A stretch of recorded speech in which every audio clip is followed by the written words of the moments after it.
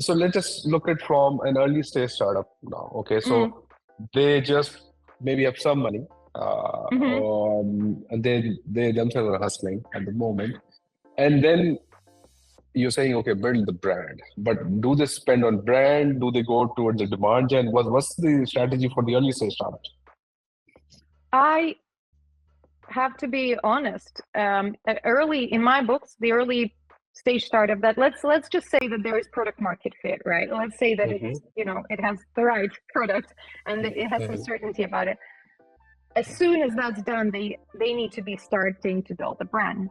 And I really hate the word invest in brand, right? The word invest in it, because I'm Mm-hmm. investing into the stock market or whatever, right? That's it Mm-hmm. sounds expensive, it sounds risky.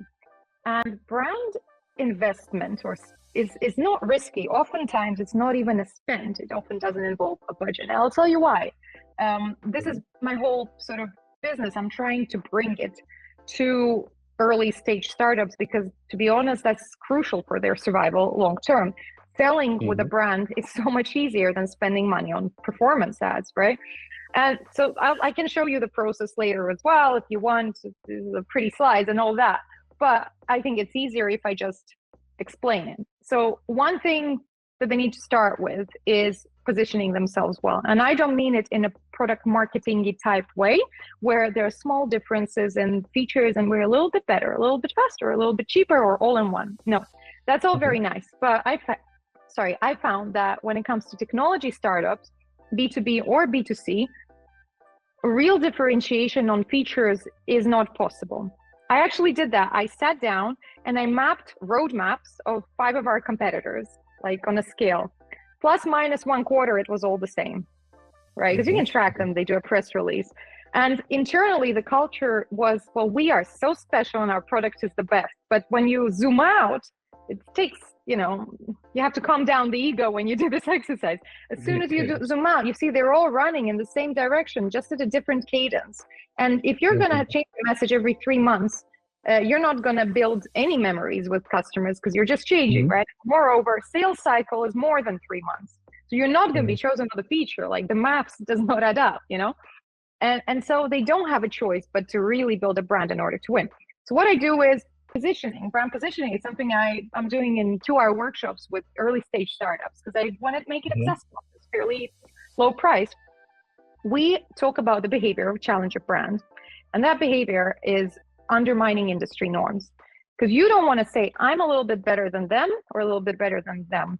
You want to say, I'm a newcomer and all this mess is kind of wrong and I'm doing it better. So you want to really figure out what all this mess, all the norms are. It's not pain points of your customers. It's what is taken for granted in the industry. So we do a little bit of research about that, obviously news, some research on what your ideal customer thinks, but oftentimes it's already in the head. It just needs pulling out. I can give you an example with a recent client of mine. People seem to like this one because weirdly, people from all kinds of industries relate to it.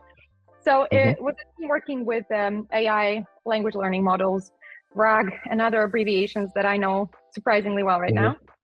And they asked me, well, there's a bunch of consultancies. Accenture does this, then there are teams in-house that do this, then there are SaaS companies that kind of do bits of our solution and shit. How do we stand out? And then I started looking and I realized that there's I do this chart, very management consulting of me Yeah. for the top right. Right. Right? What are the norms that are uncomfortable? And one of them is that everybody's talking. Everybody goes to a conference and talks about the future of AI. Everybody can write a 30-page report, which is probably written by AI, and act like a thought leader. But there are actually very few professionals that actually execute and put stuff into production, that have delivered a use case or an entire product that's built on their code, which is the core of it. Not a support function, but the core of it. And that's something that we thought these guys have done it. They've been in this industry. One of the lines I wrote, we've been in big data since it was little, right? Because it's about 20 years of experience each, right? So we were able to say, no, we are the real deal because we actually put stuff into production. So that was one of those lines. And the other line was that people tend to talk about AI, that's something that happens in the future, this sort of unleashed potential, almost mysterious and magical, right? It will come eventually someday. And these guys said, actually, the future is about 2 weeks away. We can give you a proof of concept in 2 weeks. So you don't need to keep talking about a 2-year engagement. You can see the first outputs of how it works in 2 weeks. And then we arrived to this solution where they are the doers and they can get it done today, right? So the line we ended up with, get AI done already. And that's their tone of voice. They wanted to be provocative, a bit pushy, quite sassy in it. And that's why we went with the already. We debated that a little bit. And it kind of latches on to the feeling that a lot of their prospective customers have when they go shopping for a helper of some kind, right? In this space, which is, the CEO told me to do something with AI. That's the brief. And I'm chief information officer or chief technology officer or chief transformation officer. Do something with AI. The whole company is saying, wow, this is going to be amazing. I have no clue what is possible, what my current data management system really is made of and can handle in terms of pushing it in a more advanced extent. And I really need to shine. My job depends on it, right? So it's like a pressure cooker, right? You need a solution. So of course you want to go for somebody who will tell you very fast, get it done today already. We are with you.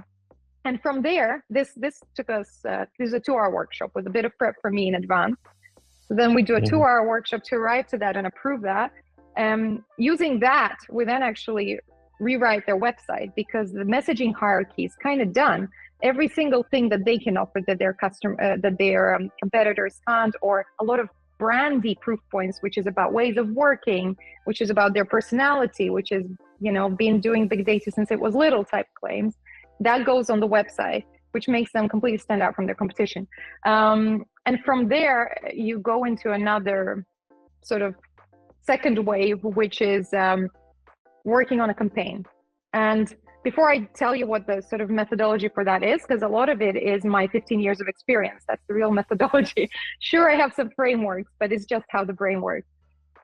This is a fairly small company, and common myths would tell you, you can't spend on awareness ads, right? You're a small company.